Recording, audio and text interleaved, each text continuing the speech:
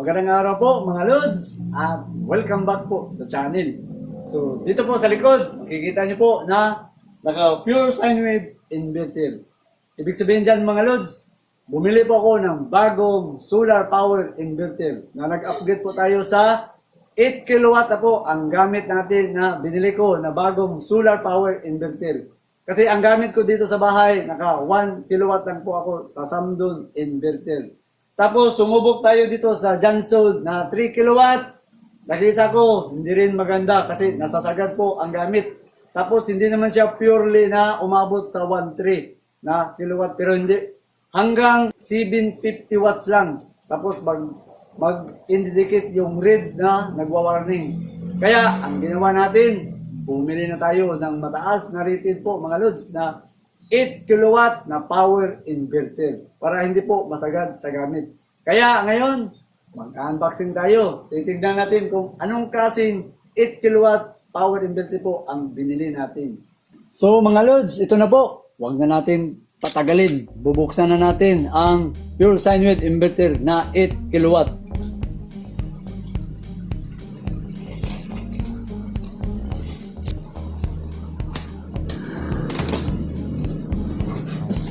So ayan po mga Lods, nakikita na ba? So ilabas muna natin sa itong mga nasa ilalim. So ito po ang wire na pinadala dito sa power inverter natin. So nakita ko ang wire naka 35mm. So nasa number 2 AWC po ang wire. Tapos yung isa, ang manual po nandito sa loob. Halos ang manual kapareho lang sa Johnson na binili natin. Tapos pagkikita nyo po, so ilabas na natin.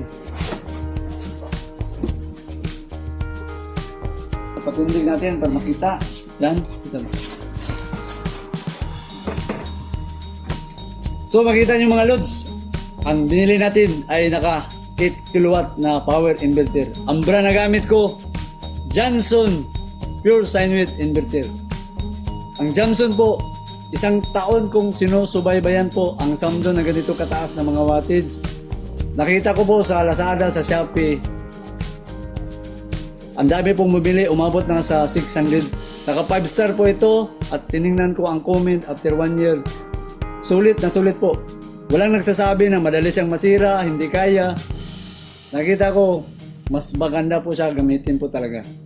Tapos, compare po sa iba, nakakamura po kayo dito mga Lods kasi hindi naman ito low frequency type na power inverter, naka high frequency.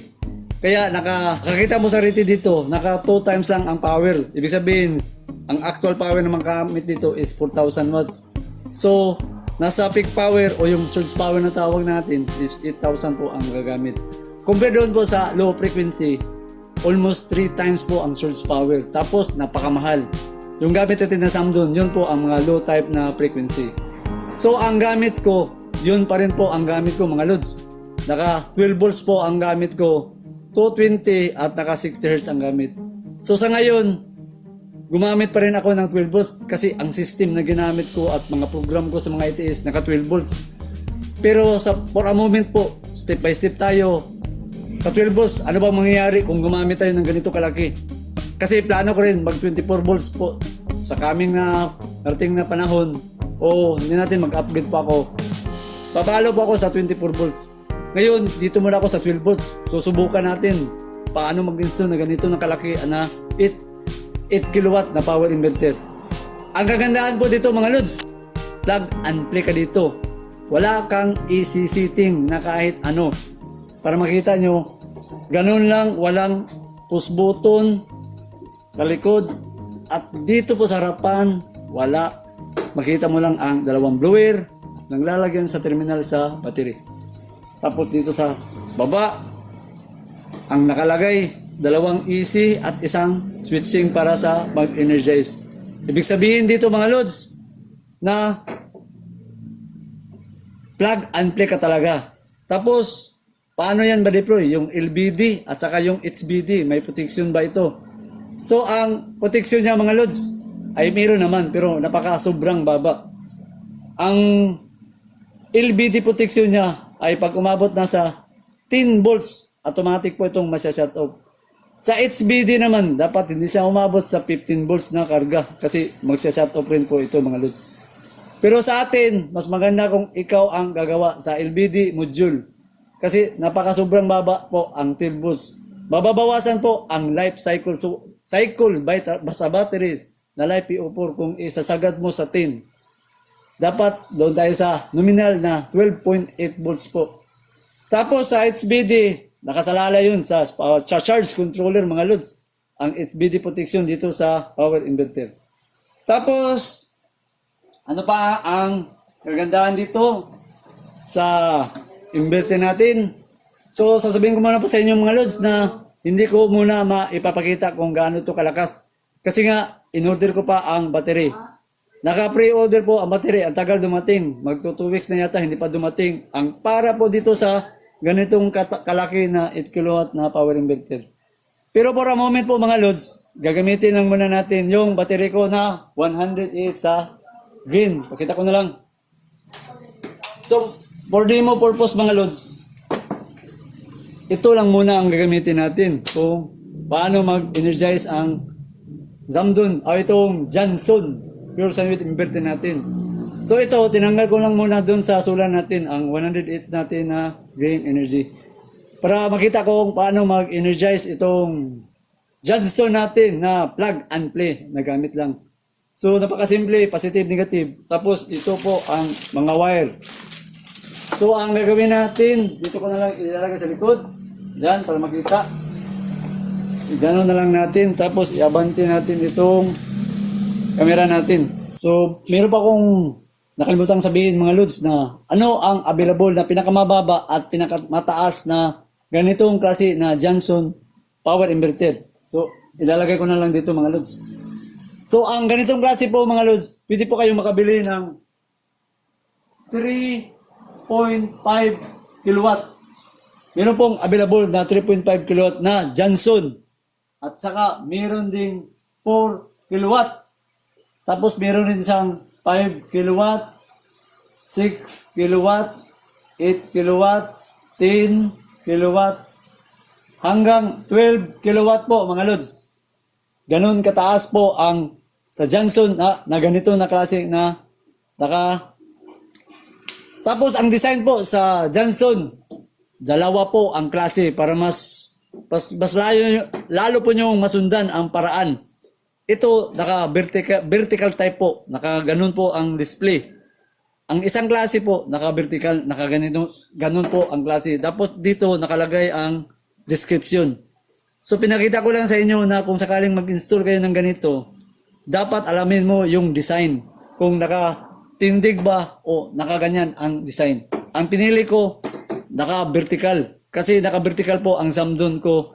Pag-replace ko nito, so madali lang i-replace kasi ganoon rin ang design. Nasa ilalim po ang output po sa 220 volts. Tapos ito lang nasa taas na ang input voltage para sa battery. So ngayon, idagdag ko pa. So ang sabi ko, hindi tayo pwede mag-testing ng mataas na mga appliances kasi nga nasa 100 Ah lang po ang battery na ganyan. So kailangan na medyo may kataasan po ang isang, lalo na naka 8 kW, so medyo taas po ang battery na is. Kaya lang hindi pa dumating. So siguro sa parto na lang mga lods. So ang gagawin ko sa inyo, bibigyan ko na lang kayo po ng idea. Ito po, sakaling naka 8 kW ka, ano ba ang kaya niyang gawin? So dito nagbigay na lang ako ng pinakamabasic na ginagamit sa bahay. Kasi itong 8 kW, pwedeng-pwede na po sa buong bahay. Kung ganito po na appliances ang gamit mo. Siyempre, may TV ka na 120 watts po ang load power sa TV, aabot po sa 120 watts. Sa refrigerator naman, 150. Sa electric fan, 70 watts. Sa rice cooker, sakaling mayroon po kayong rice cooker na 800 watts, yung nasa 1.8 na liter po na rice cooker, papalo po ang gamit sa 800 watts. Tapos aircon, ang nilagay ko po 750. Ito po sa 1 HP po na aircon. All in all, aabot po sa 1.8 o sabihin na natin 1.9 watts po ang magamit. Kayang-kaya po dito sa Johnson. Kasi ang maximum actual load na kaya po sa 8 kW ay nasa 4,000 watts. Tapos ang gagandahan, nag-search po ako, mas maganda po na wag mong isagad sa 4,000 kasi madaling masira po ang mga inverter kapag sinagad sa gamit. Mas maganda daw kung kalahati, mas safe at mas lalong tatagal po ang power inverter. Kaya yun ang isa kong nakitang dahilan na dapat mataas po ang rated para safe tayo kung nasa 2,000 watts lang ang gagamitin natin para ahaba po ang buhay sa power inverter.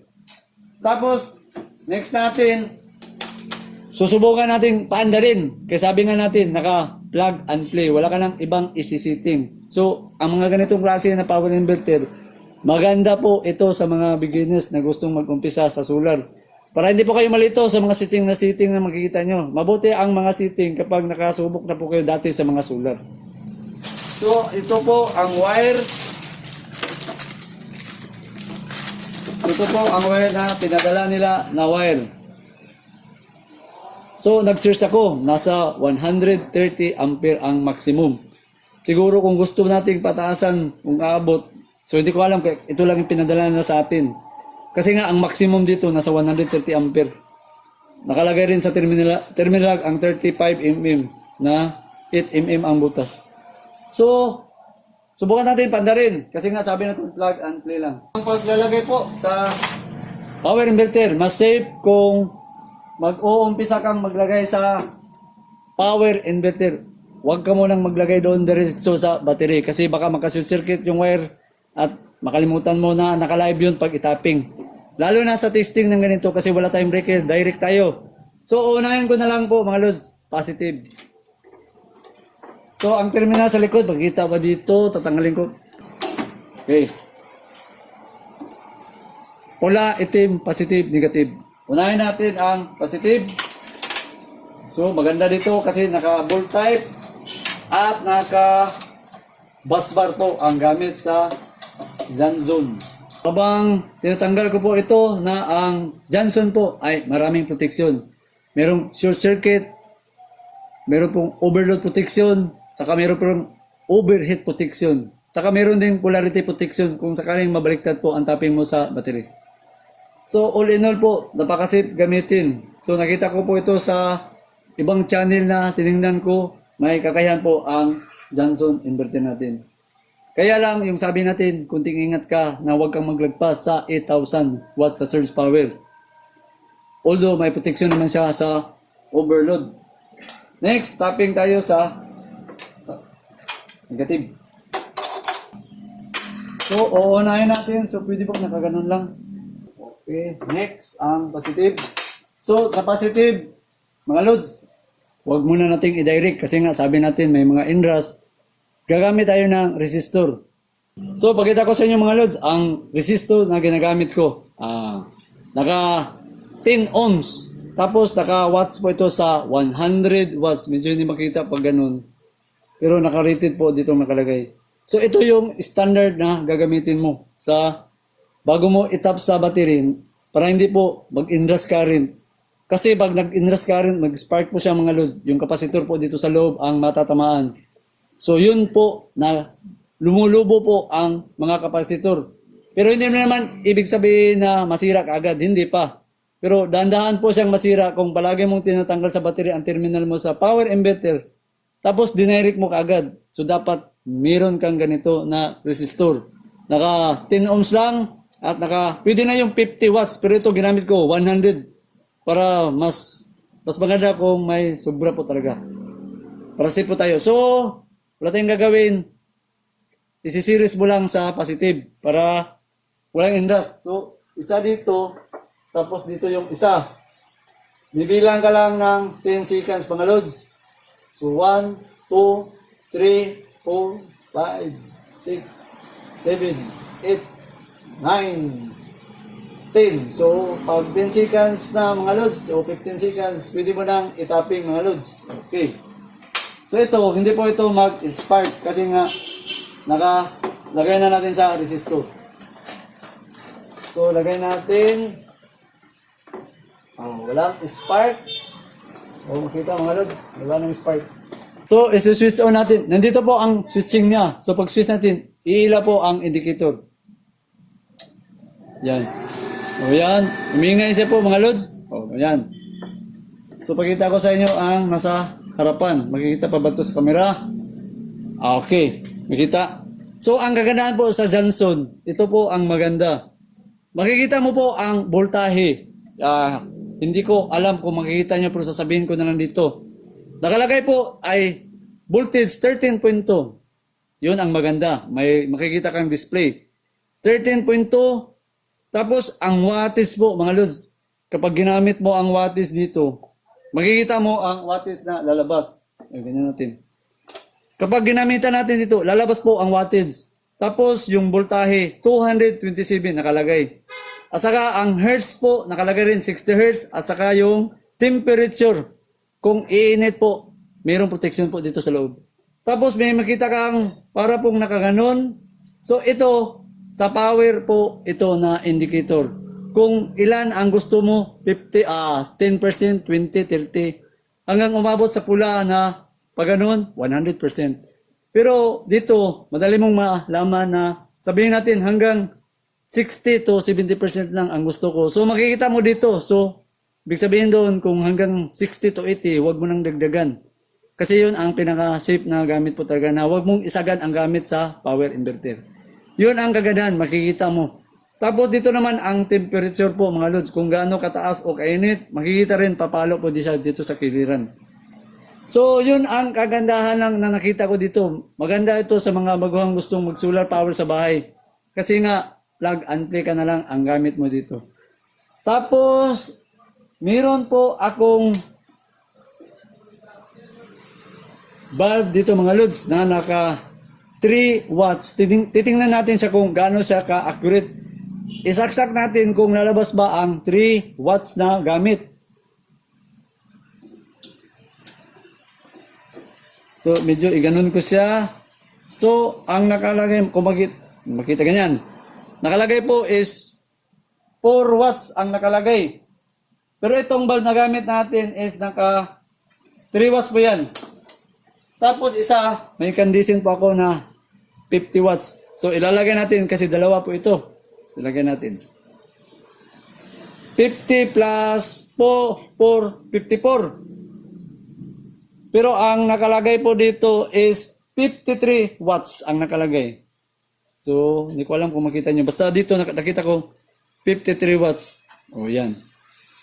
So, tanggalin mo natin. So for a moment mga lods, ito lang muna yung pinakita ko kasi nga hindi dumating yung battery na para dito po sa kanya. So ang next natin gagawin ngayon, kasi marami po talagang nag-request dito sa mostly po nakita ko dito sa, pakita ko na lang muli po mga lods, ibig kong sabihin, itong Johnson na 3 kW na bubuksan natin sa loob para makita natin kung ano yung laman. Yun ang madalas pong sinasabi na Badiproy, pakibukas lods sa loob, kung anong nasa loob para makita namin kung gaano ba siya. Kung baka walang laman o hindi ba ganun kadami ang laman. Ito rin, bubuksan natin para makita nyo kung ano yung kagandahan rin sa Johnson na ganito na klase. Doon po sa Zamdon inverter, napakalagi po ang toroidal. So dito tayo sa high frequency. Anong klase ang mga high frequency na power inverter? So gagawin natin, tatanggalin muna natin ang battery para safety tayo. So, i-off natin. So, dito ka na lang mag-off mga lods. O, yan, off na. Tanggalin natin ang battery. Mas safe kung magtanggal sa battery, direct na. Huwag ka dito kasi pag tinanggal mo, magka-circuit. Sa battery mo tayo na ginamit. So, direct tayo. Dito tayo magtanggal. Okay, tanggal lang natin. So, tanggalin ko na rin dito para hindi magulo. So, ang Johnson natin mga lods, nandito lang ang screw. 1, 2, 3, 4, 5. Tapos isa dito at isa rin dito. So tatanggalin natin ang screw para mabuksan. So yan. So gagawin natin, bubuksan na natin mga lods. Yan. Tapos iganon lang natin ang nasa loob, kung anong nasa loob. So yan, makikita ba sa camera natin mga lods? Yan, i-plus para mas makita ang maayos. Yan. So, dito po sa ilalim, yan, makita nyo sa ilalim, yan po ang nakalagay na MOSFET po mga lods. Tapos ang MOSFET, napakarami. 1, 2, 3, 4, 5, 6, 7, 8, 9. Kapag 5 kilowatt lang po ang bibilhin mo, parang nakalagay lang sa 6 yun o 7. Mababa lang kapag 5 kilowatt. Sa 8 kilowatt na gamit, medyo mataas na po. Dumadami po ang transistor na gamit. Tapos, kung makikita mo dito po ganun mo natin. Wala pong transformer na makikita mo sa loob. Kadalasan sa mga low frequency, sa mga maliit lang na wattage, meron kang makikita na transformer. Pero ito, wala pong transformer na nakalagay. Ang makita mo lang yung toroidal at saka ito. Tapos, take note mga lods, ang kapasitor na ginamit, napakataas. Ang gamit sa iba, maliit, mababa lang. Pero ito, ganun. Napakataas. Tapos, ang dami. 1, 2, 3, 4, 5, 6, 7, 8, 9, 10, 11, 12, 13. Kapag 5 kilowatt po ang gamit mo, nasa 9 to 10 lang ang nakalagay ng kapasitor. Tapos, ang kapasitor, dito may makita ka dalawang malaki. Sa 5 kilowatt, isa lang. Dito sa 8 kilowatt, dalawa po ang inilagay. Sa toroidal, ganun rin. Sa 5 kilowatt, isa lang. Sa 8 kilowatt, dalawa po ang toroidal na nilagay. So, palaban. Tapos, take note mga lods, maganda ang terminal kasi po nakabusbar ang gamit dito sa likod. Ang blower pan, hindi po papalabas, papaloob. Yun rin ang gusto kong nakita. Dito papalo sa MOSFET, dito rin sa kabila. Tapos, ang blower, pa-blow siya dito. So, sa taas po ang papalabas sa init po dito sa ganitong klase na Johnson. Tapos, ano pa ang nakita ko dito, magandaan. Ito, nakita pa ko dito na ang wire, okay rin naman. Medyo may kalagyan ang wire. So, hindi siya naka-jumper dito. Dito lang naka-jumper sa baba ang gamit. Yung sa terminal po, sa 220 na gamit na output. So, baliktarin natin para makita naman sa kabila. Tapos, itong mga wire, ito yung protection para sa overheat. Para indicator kung sakaling mataas ang init. At doon rin sa kabila, may makikita kang naka-wire. Para po yun sa overheat kung sakaling mataas ang gamit. So, iganon mo natin para makita ito sa kabila. So, ang bigat pala dito sa Johnson Pangalos, abot po ito sa almost 4 kilos po ang bigat sa Johnson na 8 kilowatt. So, dito naman sa kabila, makikita mo, so, medyo may kalakihan po. So, mostly ito yung tinatawag nilang IGBT. Yung insulated gate bipolar transistor po. Yun ang dito po nanggagaling ang DC to AC na nagka-convert po para maging 220. Kapag isa po ang nasira dito sa malaki na mga transistor po dito, magkakaroon po lang, makikita mo magkakaroon ka lang ng 110 volts. Kapag nasira po ito, pag dalawa na, wala na, hindi ka makakuha ng 220. Kapag nasira po ang dito na malaki na transistorize. So yan, makita, ang kagandahan po dito ay naka-separate po. Hindi po sa casing na inilagay. May makapal po na aluminum heatsink po ang inilagay dito. Yun ang isang malaking advantage. Tapos kung makita mo, may kakapalan po ang gamit. Ang gamit po sa aluminum na heatsink. Tapos, ano pa ba? Pakita ko na lang ito. Ito ang 3 kilowatt. Bubuksan na lang natin para makita rin kung ano yung kaibahan dito sa ganun na malaki na Johnson. So, ito po mga lods ang laman sa Johnson natin. So, mayroon pong 3 transformer na nakalagay. Tapos, dito po naka-individual po ang connection pero hindi po siya naka-busbar. Kaya kung meron po kayong ganito, double check po kayo mga lods. Higpitan niyo po dito ng maigi. Kasi pag hindi po humigpit dito, iinit po ang terminal. Isa yun ang nakita kong dahilan. Dapat double check ka dito. Higpitan mo itong bolt. May screw pong dalawa dito para hindi ka mahirapan pagpahigpit po dito sa terminal. Tanggalin mo itong dalawang screw para hindi ka mahirapan sa paghigpit dito sa dalawa na negative positive. Tapos terminal lag ang compression niya. Hindi katulad sa ganito na Johnson na naka busbar at bolted ang gamit dito po sa supply sa 12 volts sa battery. Tapos kung makita mo rin dito sa tagiliran, yan po ang MOSFET pong nakalagay. So ang MOSFET nila 1, 2, 3, 4, 5, 12 lang ang inilagay. Tapos umaasa po sa heatsink niya dito. Hindi katulad dito na nakasiparate po at natatamaan sa blower fan. Ito walang blower fan natatama dito kasi ang hangin po sa ganito papalabas, hindi po papaloob.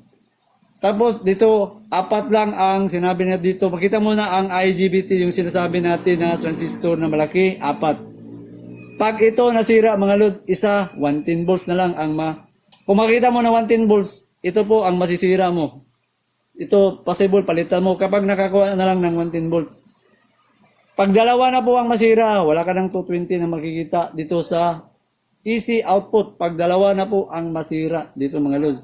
So ayan, makikita ang laman. So although maganda rin kasi marami naman siyang protection na makikita dito. May mga fuse at yung capacitor niya, tingnan mo ang capacitor, mas mahaba yung inilagay. Sobrang taas doon sa kabila mga lods sa Johnson na malaki na 8 kW.